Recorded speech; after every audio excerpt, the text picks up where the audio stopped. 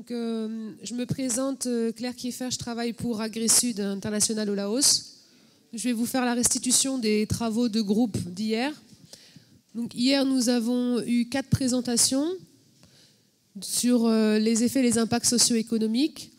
Donc, en premier lieu, on a discuté des intérêts de ces présentations, ensuite des limites, et à la fin, on a vu un petit peu quelles pouvaient être les idées qu'on pouvait ressortir pour un cadre méthodologique sur ces questions.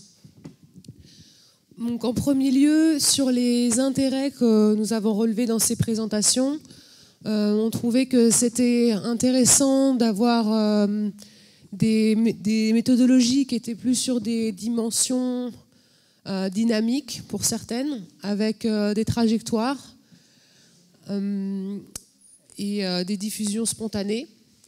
Ensuite, on a surtout beaucoup parlé en fait du modèle de FEDER.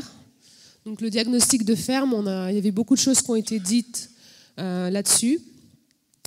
Le fait que ce soit une co-construction avec les agriculteurs, qu'on valorise l'agroécologie paysanne, mais que du coup c'était quand même une méthode applicable à tout type de ferme, qu'on ne prenait pas, qu'il n'y avait pas de jugement derrière les réponses qui pouvaient être données, et que c'était validé par l'agriculteur. Donc ça, assez important, puisque ça a été soulevé en plus sur la matinée. Donc ce qui était intéressant, c'était que ce soit utiliser ces évaluations dans un objectif de conseil agricole pour aider la décision ou renforcer les capacités. Donc il y avait une vraie utilisation de ces évaluations par la suite, que ça permettait de travailler sur différents critères avec beaucoup de nombreux, pas uniquement techniques, agronomiques, mais aussi sociaux, et avec des experts qui sont ici. On avait fait réfléchir des scientifiques, techniciens et paysans ensemble, puisqu'il y avait des sociologues ou d'autres types d'experts qui avaient pu être associés à cette méthode. Ce qui était intéressant, c'était aussi que ça se basait sur une dynamique territoriale. Donc, on a beaucoup parlé de l'importance du territoire. Et que, voilà, donc, qu'il y avait aussi, en fait, que c'était bien clair les objectifs qu'il y avait au niveau de cette démarche d'évaluation. Ce qui est important de suivre les objectifs initiaux quand on décide de la démarche et de la méthode à suivre pour une évaluation. Et qu'ensuite, cette évaluation, c'était la seule qui était en fait, qui avait plusieurs objectifs. Un objectif local, donc de travail directement avec la ferme et de travailler sur le renforcement des capacités, l'aide à la décision. Et puis aussi un objectif de plaidoyer à un niveau politique plus global. Donc c'était la seule évaluation qui permettait de travailler à ces deux niveaux. On a beaucoup discuté des problèmes d'échelle et comment c'était difficile de décider à quelle échelle on fait cette évaluation.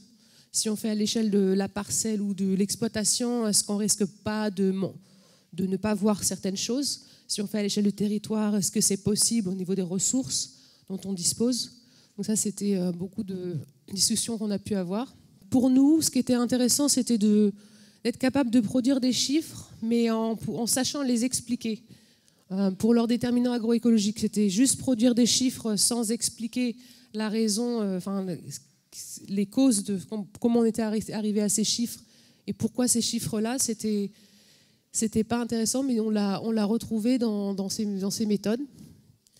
Et ensuite, le fait que ce ne soit pas forcément des méthodes ou des évaluations qui soient sur des baselines inline, mais aussi des visions dynamiques avec des trajectoires, avec des suivis réguliers sur certaines fermes. Et pour la dernière présentation, on avait trouvé que c'était quand même intéressant de pouvoir relier les référentiels internationaux pour le plaidoyer, d'utiliser les ODD, parce que finalement, quand on fait ce genre d'évaluation, on cherche aussi à montrer quelque chose par rapport à la mise en place de l'agroécologie, par rapport à la promotion de l'agroécologie. Et donc ça, il faut que ce soit des choses qui parlent aux politiques nationales ou aux bailleurs, par exemple. Par rapport aux limites, on trouvait que si c'était plus détaillé en fait sur les facteurs économiques, qu'il y avait quand même une lacune sur certains facteurs sociaux. C'était peu détaillé ou c'était abordé de manière très générale. On voyait qu'au niveau de la santé, même de la pénibilité du travail, c'était pas trop abordé. Le genre ne l'était pas du tout. Là aussi, l'exposition au risque, tout ce qui était choc économique, il n'y en avait pas.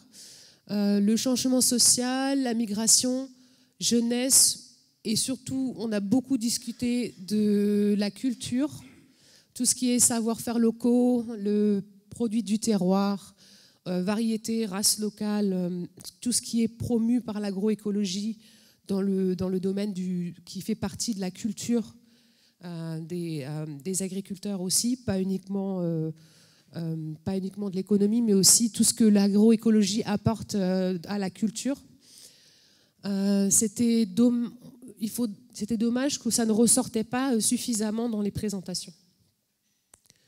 Sinon, on avait aussi remarqué qu'il y avait très peu de choses sur les indicateurs sur les dynamiques organisationnelles, donc c'est-à-dire comment les organisations paysannes se structurent. Est-ce qu'il y a des choses spontanées qui se créent par le biais de l'agroécologie? Il y avait aussi tout ce qui était les externalités positives de l'agroécologie qui n'étaient pas suffisamment prises en compte.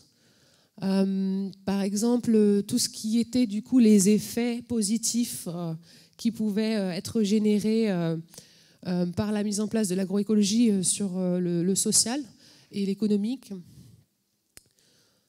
Donc parce que c'était à plus large échelle que l'exploitation. Il y avait aussi le fait que malheureusement, on se rend compte qu'on voudrait mettre tout dans ces évaluations. On voudrait être le plus exhaustif possible, mais finalement, tout ça, ça a un coût. C'est très important en termes de coûts humains, en termes de temps, en termes de financiers. Si on voulait, donc il y a toute cette démarche d'évaluation qui est très lourde si on prend en compte toutes les dimensions.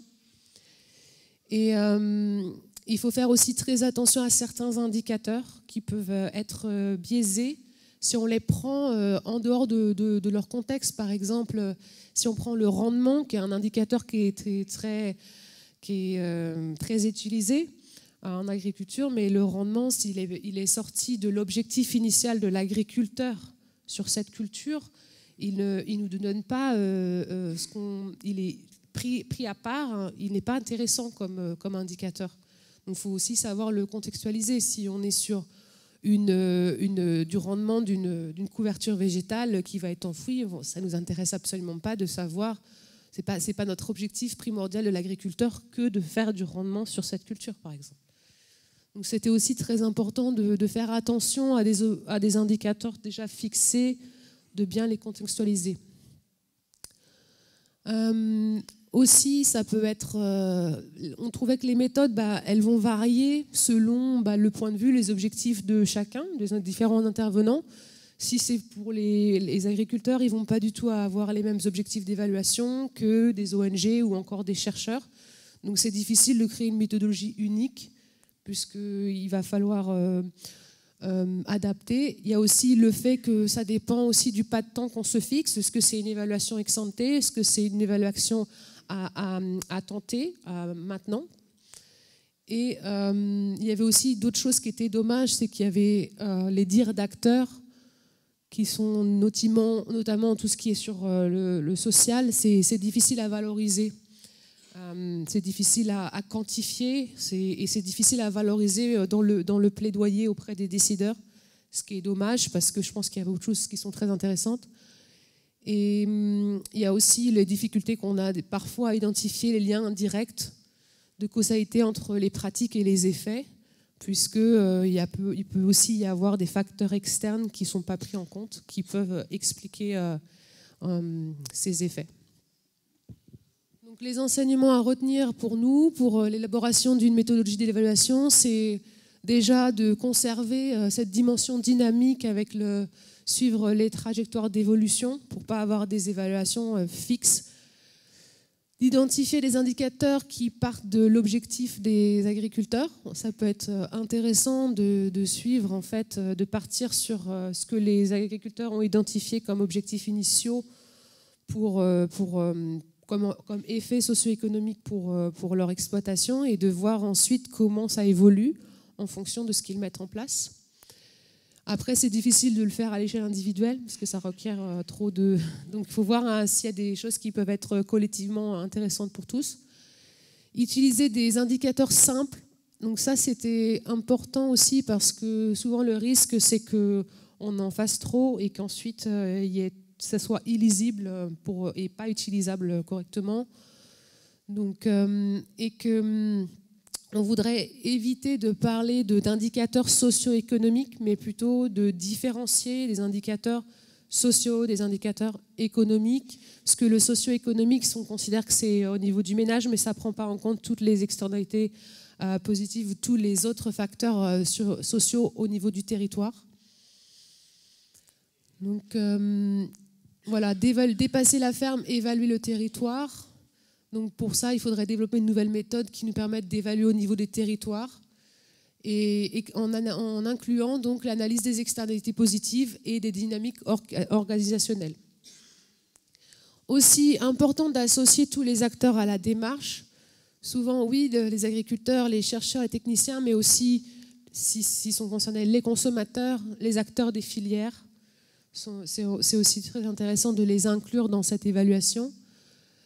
De chercher les complémentarités entre les différentes méthodes et de voir un petit peu quels sont les champs d'investigation communs qui sont entre les différents intervenants qui mènent... Bon, c'est un peu flou pour moi cette phrase, pardon.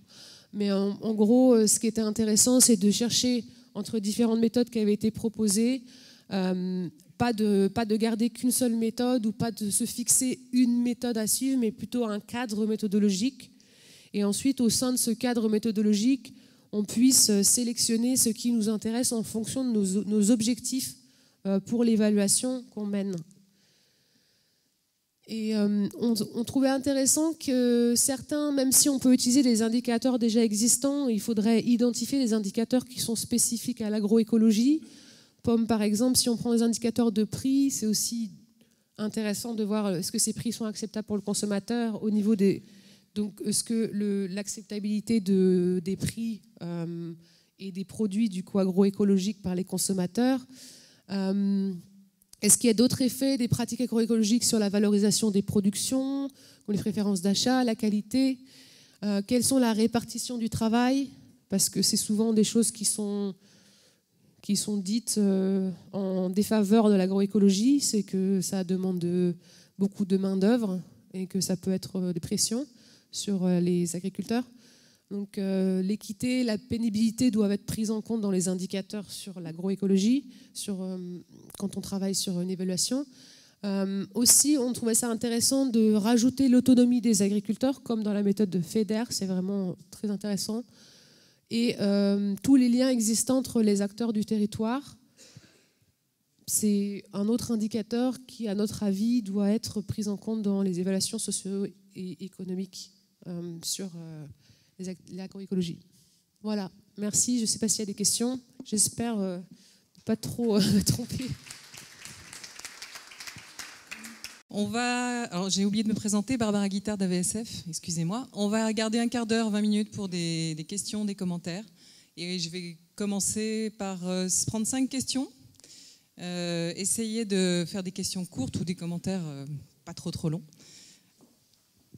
Je suis désolé d'avoir toujours quelque chose à dire. Oui, moi il y a vraiment une chose qui me frappe. C'est la tension entre prendre en compte le plus objectivement possible des éléments objectifs et rationnels, et l'autre tension qui est de dire oui, mais alors la subjectivité, elle a aussi son mot à dire, et comment on la prend en compte. Et quand on dit les effets et impacts sociaux, le bien-être, les dynamiques organisationnelles, les dires d'acteurs, même les indicateurs à discuter avec les agriculteurs ou les préférences d'achat de la production, tout ça, fondamentalement, c'est quand même beaucoup de subjectivité. Et je trouve que là, il y a quelque chose qu'il faut avoir, de mon point de vue, en permanence présent à l'esprit. Dans tout ça, il y a notre pensée, notre représentation du monde et la représentation du monde des agriculteurs par rapport à ce qu'ils font, ce qu'ils sont, ce qu'ils veulent être et comment ils se projettent sur leur territoire et dans le monde, qui est important. Donc je crois que, enfin voilà, peut-être j'enfonce des portes ouvertes, mais je crois que ça vraiment c'est quelque chose qui doit être présent dans la méthodologie, d'avoir toujours présent à l'esprit que nous ne sommes pas, on peut le regretter ou on peut le louer, que des êtres rationnels et objectifs, et voir comment on traduit ça dans l'évaluation. Merci pour ce commentaire. Quelqu'un d'autre veut-il réagir? Oui, bonjour, François Giraudy, AFD. Les indicateurs subjectifs ou objectifs se combinent. Ce qu'on veut, c'est avoir une image. Donc les indicateurs a priori subjectifs. Et encore une fois, je pense que qu'est-ce qu'il y avait un truc, je ne sais plus où c'était. Bon, il y avait quelque chose sur les méthodes, c'était dans le slide d'avant. Ça dépend de ce qu'on veut. Est-ce qu'on veut faire... En fin de compte, on aura besoin de trucs plus sociaux, on aura besoin de plus de trucs techniques, on aura besoin d'indicateurs spécifiques. Tout ce qui est dans le slide là, à part le 8 et encore, c'est quelque chose, quand vous voulez connaître des systèmes de production, de voir l'agriculture durable, tout ça est valable. Les 1 à 7 sont valables quel que soit le... Enfin, c'est pas du tout spécifique à l'agroécologie, donc c'est très bien, mais c'est pas du tout spécifique à l'agroécologie. Donc c'est le 8, à la limite, qui est vraiment spécifique dans une démarche d'enquête, d'évaluation, et c'est peut-être là-dessus qu'il faut faire un peu plus attention. Et tout le reste, c'est tout à fait valable, mais c'est un peu des généralités quand même. Merci. Frédéric? Frédéric AVSF. On en parlait hier dans notre groupe, si je ne me trompe pas, et je complète ce que tu viens de dire. Effectivement, tout dépend de l'objectif qu'on se fixe à l'évaluation. Et soit on lui donne un objectif déjà d'accompagnement à des processus de transition d'agriculteurs, dans ce cas-là c'est une méthode, soit on lui donne un objectif de, on va dire, plaidoyer, pouvoir de conviction vis-à-vis de décideurs politiques et de bailleurs, c'est une autre méthode, soit on lui donne un objectif de défense d'un point de vue syndical. Quelque part, la démarche de FADEAR, c'est aussi ça, c'est défendre un certain point de vue sur l'agriculture paysanne, et ce n'est pas forcément les mêmes méthodes et les mêmes indicateurs qu'on utilisera.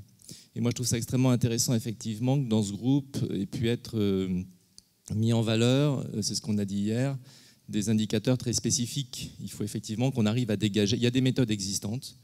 On ne va pas réinventer la roue, je crois qu'on a dit ça hier. Il faut s'appuyer sur les méthodes qui existent, qu'elles soient des méthodes économiques, des méthodes plus agro-environnementales, j'imagine qu'on les verra après, des méthodes sur le climat et autres. Mais en même temps, il faut qu'on distingue bien ce qui est clairement distinctif, spécifique de l'agroécologie. Et je trouve ça très intéressant dans la synthèse que vous fassiez apparaître ces points. Il y en a déjà plusieurs, il y en a sans doute d'autres qu'on pourrait faire apparaître. Et c'est sans doute là-dessus qu'il faudra qu'on poursuive les travaux. Merci. Merci. Moi, je pense qu'il y a quelque chose de spécifique à l'agroécologie qui n'est pas forcément formulé dans le point 8, mais qui ressort un peu dans les autres points et qu'on a discuté hier dans notre groupe. C'est qu'on ne peut pas parler de performance en agroécologie si on n'allie pas 3 dimensions, la dimension environnementale, économique et sociale. Et du coup, dans les indicateurs, c'est quelque chose qui... Enfin, du coup, ça ressort parce qu'il y a des indicateurs propres un peu à ces 3 dimensions. Mais pour moi, c'était quand même quelque chose de très spécifique. On ne peut pas parler de performance sans combiner ces trois dimensions. Et donc, du coup, les systèmes de suivi-évaluation devraient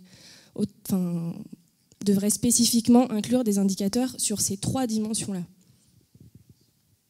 Oui, peut-être pour Sylvain d'AgriSud, peut-être pour ajouter au moment où Claire s'est un peu perdue là sur la phrase de tout à l'heure, c'est une réflexion en fait qui tourne autour du fait qu'est-ce qu'il faut appliquer des méthodes mécaniquement, ou bien est-ce qu'il vaut mieux définir des champs d'investigation qui vont répondre effectivement à des objectifs particuliers, des champs d'investigation sur lesquels on pourra effectivement peut-être même bâtir ces batteries d'indicateurs en fonction des champs sur lesquels on veut travailler, qui permettront de sortir de l'information. Et c'est là où on relie avec ce que tu disais, Claire.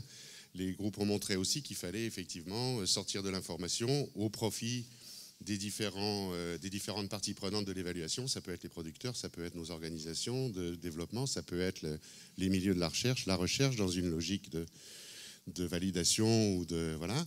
Et donc voilà, c'est ce qui s'est dit hier, ce que Frédéric disait aussi. Les méthodes existent, ne les réinventons pas. Mais définissons-nous au moment de l'évaluation les champs sur lesquels on veut travailler, appliquons à ce moment-là les méthodes et les outils qui existent pour répondre à notre questionnement. Bonjour, Ibam Marfay du GRED. Je me demandais juste si là où on a mis indicateurs spécifiques à l'agroécologie, est-ce réellement des indicateurs spécifiques à l'agroécologie ou bien c'est des indicateurs qui demandent des approches spécifiques à l'agroécologie? Je me posais un peu ça. Parce qu'on peut trouver peut-être les mêmes indicateurs dans d'autres secteurs qu'on peut ne pas considérer comme agroécologiques, mais ramener à l'agroécologie, peut-être que ça demande d'autres approches et d'autres éléments à prendre en compte.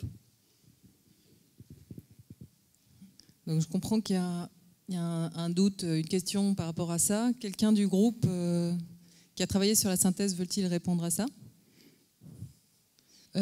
Oui, ces indicateurs peuvent être aussi utilisés, pas forcément pour l'agroécologie, mais c'est sûr si on regarde le prix ou l'acceptabilité des produits. Mais ce qui est intéressant, en fait, c'est comme on a parlé d'utiliser les indicateurs existants, mais aussi de faire en sorte de faire attention à chercher des indicateurs qui puissent répondre à des questionnements sur l'agroécologie. Et donc pour ça, d'avoir des indicateurs plus spécifiques qui permettent de répondre à ces questions. Et aux spécificités, certaines spécificités de l'agroécologie, mais après c'est vrai que c'est des indicateurs quand on regarde pénibilité ou équité qui peuvent être appliqués sur d'autres modes de production, mais qui à mon avis en agroécologie on devrait peut-être plus insister aussi sur des indicateurs un peu spécifiques qui sortent un peu des indicateurs traditionnels. Voilà, j'espère que je ne sais pas si c'est clair. Oui, bonjour, Jean-Luc de l'IRD, Jean-Luc Schott, pardon. J'ai deux commentaires. Le premier, c'est que je suis un peu gêné par les indicateurs spécifiques de l'agroécologie parce qu'en creux, on comprend que c'est la définition de l'agroécologie. Et donc voilà, c'est ma réaction par rapport à ça. Et ça rejoint ce que vous dites, probablement qu'il y en a d'autres. Voilà. Et l'autre chose, on parle de méthode. Je ne suis pas sûr que dans les travaux, on ait beaucoup abordé la question des méthodes d'obtenir des données. On a surtout parlé de méthodes de comment organiser les indicateurs. Complément ? Juste pour dire que tout à fait d'accord avec ça. On n'a pas réfléchi à tous les indicateurs possibles et c'est pas une définition de l'agroécologie, tout à fait. Après, concernant la méthode, effectivement, on n'a jamais abordé les outils de collecte ou on n'a jamais abordé la méthode de collecte de données parce que justement, c'est très spécifique à plein de facteurs, dont les ressources humaines dont on dispose, du coup les champs d'action. Enfin, on choisit un échantillon aussi en fonction de nos ressources financières et humaines pour collecter les données. Les méthodes aussi dépendent de l'objectif qu'on se fixe et des différents types d'indicateurs, mais c'est vrai que la discussion a beaucoup tourné sur les indicateurs majoritairement. Merci. Jessica Pascal du CCFD Terre Solidaire. Par rapport à ces dimensions un peu spécifiques de l'agroécologie, moi, il y a quelque chose qui... en fait, c'est vrai que toute la dimension en lien avec la revalorisation des savoirs et les effets un peu plus sur le plan cognitif, c'est quelque chose qui pourrait être spécifique aussi à l'agroécologie paysanne et qui serait, je pense, important de valoriser. Parce après, c'est difficile à objectiver, mais on voit dans l'évaluation de certaines initiatives ou certains projets que la revalorisation des savoirs paysans qui est induite par l'agroécologie, ça a beaucoup d'effets sur l'estime de soi, la perception de l'activité, de l'agriculture qui peut redevenir une activité nourricière, noble, etc. Et je trouve que c'est une dimension importante si on discute de la spécificité de l'agroécologie. Bonjour, Cathy Clermont de l'IRD. Ma contribution était au sujet des indicateurs. Je voulais dire que beaucoup d'indicateurs existent et souvent certaines méthodes agrègent plusieurs indicateurs et on n'a pas de vision très claire de comment ces indicateurs ont été agrégés. Parfois, il y a des hypothèses fortes derrière les manières de les agréger et donc on ne sait pas très bien si ces indicateurs seront forcément valables dans d'autres situations. Et donc la question de l'évaluation des indicateurs et de leur validité dans d'autres contextes me semble important avant de les étendre à tous les contextes. Ils ne sont pas forcément valables. Et on n'a pas toujours les critères de construction de comment on a agrégé différents indicateurs en un indice. Merci à tous. On va clôturer cette session et puis je vais donc passer la parole à Sylvain Berton qui va animer la session suivante. Donc on va enchaîner sur la session numéro 3 sur les méthodes d'évaluation des effets et impacts agro-environnementaux.